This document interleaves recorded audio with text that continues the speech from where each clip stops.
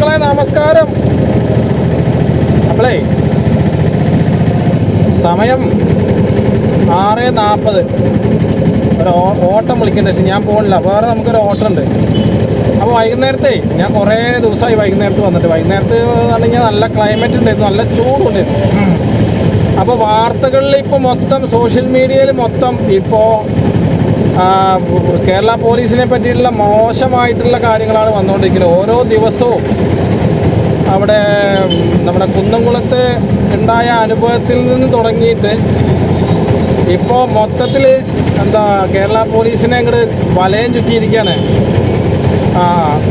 മൊത്തത്തിൽ പ്രതിഷേധം. കേരള പോലീസിലെ 4 ആളുകൾ പിന്നെ അവരെ ഡിസ്മസ് ചെയ്യണം, അവരെ ടെർമിനേറ്റ് ചെയ്യണം എന്ന് പറഞ്ഞിട്ടാണ് അവർ പിന്നെ നടക്കണത്.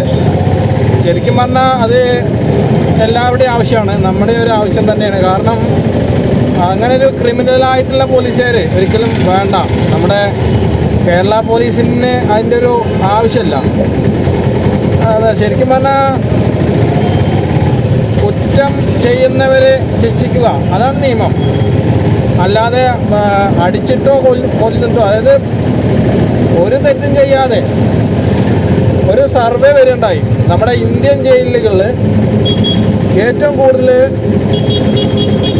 നിരപരാധികളാണ് കിടക്കുന്നത്. അപ്പോൾ ഒരു തെറ്റും ചെയ്യാതെ തെറ്റ് ചെയ്തവരൊക്കെ ഇന്ന് വലിയ ആഡംബര കാറുകളിൽ, ആഡംബര ഹോട്ടലുകളിൽ, അതായത് അടിപൊളി പിന്നെ പെണ്ണുങ്ങളായിട്ട് ചുറ്റി കറങ്ങുകയാണ്. തെറ്റ് ചെയ്യാത്തവരാണ് ഇന്ന് കൂടുതലും നമ്മുടെ ഇന്ത്യയിലെ കേരളത്തിലെ ജയിലുകളിൽ ഉള്ളത്. അങ്ങനെ പറയാച്ചാൽ ഒരുപാട് നമുക്ക് കാണാനും പറയാനൊക്കെ ഉണ്ടാവും. പക്ഷേ ഇവിടെ കോൺഗ്രസ്സുകാർ ഉന്നയിച്ചിട്ടുള്ള ഒറ്റ കാര്യം, അവരിനി വേണ്ട, നമ്മുടെ കേരള പോലീസിൽ അങ്ങനത്തെ ഒരു ക്രൂരന്മാരായ പോലീസുകാർ വേണ്ട. അത് എല്ലാവരുടെയും ആവശ്യം തന്നെയാണ്. അതിനെതിരെ നല്ല പോരാട്ടം തന്നെ ഉണ്ടാവും എന്നാണ് പറഞ്ഞത്. അപ്പോൾ അതിന് ഇപ്പോൾ ഓരോ ആൾക്കാരെ അവരെ സസ്പെൻഡ് ചെയ്യണം, ഡിസ്മസ് ചെയ്യണം, സസ്പെൻഷൻ കൊടുക്കണം എന്നൊക്കെ ശുപാർശ വന്നിട്ടുണ്ട്. അപ്പോൾ ഇതുവരെ ഒന്നും ചെയ്തിട്ടില്ല. അവരെ ഒരു രീതിയിലും ഡിസ്മസോ സസ്പെൻഷനോ ഒന്നും കൊടുത്തിട്ടില്ല. വെറുതെ ഒരു വാക്ക് മാത്രമേ ഉള്ളൂ. എന്താ പറയുക, വെറുതെ ഒരു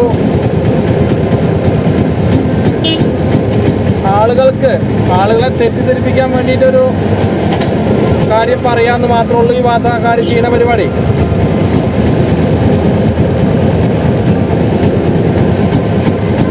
അതാണ്.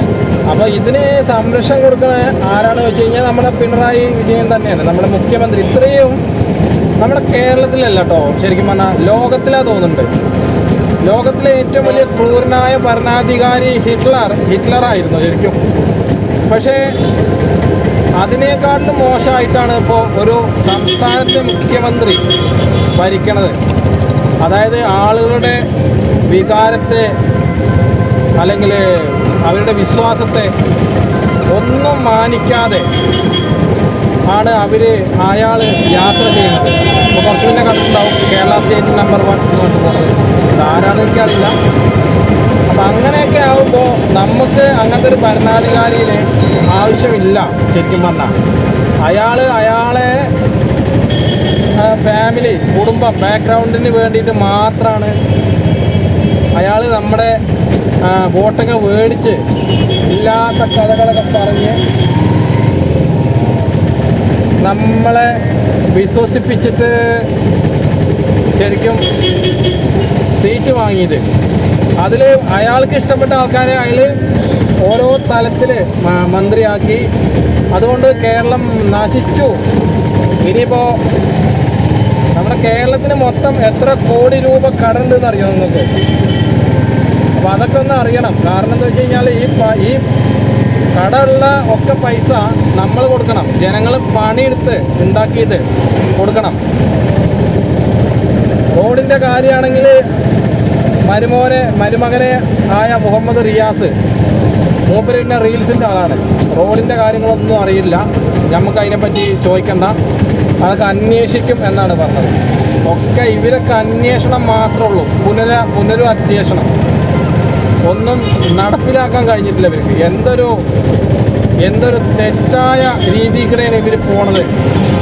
ഇവരൊക്കെ ശരിക്കും പറഞ്ഞാൽ ഇവരൊക്കെ മന്ത്രിയാക്കിയ ജനങ്ങളെ ചാട്ടവാറം കൊണ്ട് അടിക്കണം. ഓരോ ജനങ്ങളെ ചാട്ടവാറം കൊണ്ട് ജനങ്ങളെ തന്നെയാണ് ഇതിന് പറയേണ്ടത്. ജനങ്ങൾ കിറ്റ് വാങ്ങി നക്കുമ്പോൾ മനസ്സിലാക്കണം ഇതൊക്കെ ഉള്ളിൽ ചതിയുണ്ട് എന്നുള്ളത്. അങ്ങനെ അത് തീരുമാനമാവില്ല കേട്ടോ. അത് സസ്പെൻഷൻ ഉണ്ടാവില്ല, ഡിസ്പസും ഉണ്ടാവില്ല, ഒന്നും ഉണ്ടാവില്ല. അപ്പോൾ ഇപ്പം രാഹുൽ മാങ്കൂട്ടം എന്ന് പറയുന്ന വ്യക്തി, പാലക്കാടിലെ MLA രാഹുൽ മാങ്കൂട്ടം ശരിക്കും പറഞ്ഞാൽ രക്ഷപ്പെട്ടു. കാരണം ഇപ്പോൾ രാഹുൽ മാങ്കൂട്ടത്തെ കുറിച്ചിട്ട് ഗർഭചിത്രത്തിൻ്റെ കാര്യമൊന്നും പറയുന്നില്ല. അതാണ്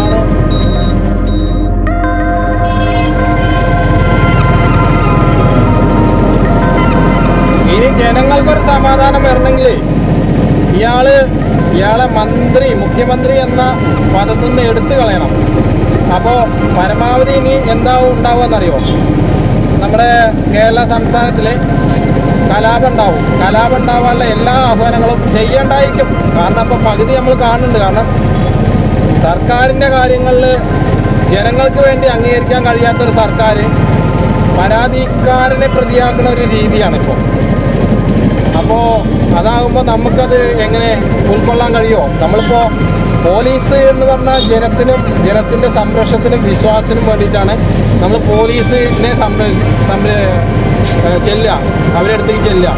ആ പരാതി കൊടുക്കാൻ പോയ ആളെ തന്നെ പിടിച്ചിട്ട് പ്രതിയാക്കുമ്പോൾ എവിടെയാണ് നമുക്ക് നീതി കിട്ടുക? അതിന് ഞാൻ വേറെ ചോദിക്കട്ടെ, നമുക്കിപ്പോൾ എവിടെയാണ് നീതി കിട്ടിയിട്ടുള്ളത്? അതാണ് ഇപ്പോൾ ഞാൻ പ്രത്യേകം ചോദിക്കുന്നത്. നമുക്ക് എവിടെയാണ് നീതി കിട്ടിയിട്ടുള്ളത്? എവിടുന്നെങ്കിലും നമുക്ക് നീതി കിട്ടിയിട്ടുണ്ടോ? ഈ 9 വർഷക്കാലം മൂപ്പരിപ്പോൾ ഒരുപാട് രാജ്യങ്ങൾ സന്ദർശിച്ചു. നമ്മുടെ കേരളത്തിന് വേണ്ടിയിട്ട് എന്തെങ്കിലും പണം നീക്കി വെച്ചിട്ടുണ്ടോ? അതിൽ ഈ ധാരണ കരാറിന് ഒപ്പുവെച്ചിട്ടുണ്ടോ? ഇല്ല. ഇവിടെ പ്രത്യേകിച്ച് നമ്മുടെ കേരളത്തിൽ ഒരു മാറ്റം വരില്ല. അത് 9 വർഷമായിട്ട് വികസനത്തെ പറ്റിയിട്ടാണ് മൂപ്പര് പറഞ്ഞിട്ടുണ്ടായിരുന്നത്. വികസനത്തിന് വേണ്ടിയിട്ട് ഞങ്ങൾ എന്തും ചെയ്യും, LDF വരും, ശരിയാകും എന്നൊക്കെ പറഞ്ഞിട്ടുണ്ടായിരുന്നു. ഇപ്പോൾ ഏതെങ്കിലും നമ്മുടെ നാട്ടിൽ എന്തെങ്കിലും ഒരു വികസനത്തിൻ്റേതായിട്ട് എന്തെങ്കിലും ഒരു സംരംഭം തുടങ്ങിയിട്ടുണ്ടോ? ഒക്കെ പൂട്ടിക്കുക എന്നല്ലാതെ ഒന്നും ഉണ്ടാക്കിയിട്ടില്ല, ഒന്നും സംരംഭിച്ചിട്ടില്ല. ഒക്കെ അടിച്ച് തകർക്കുക എന്ന് മാത്രമേ ഉള്ളൂ.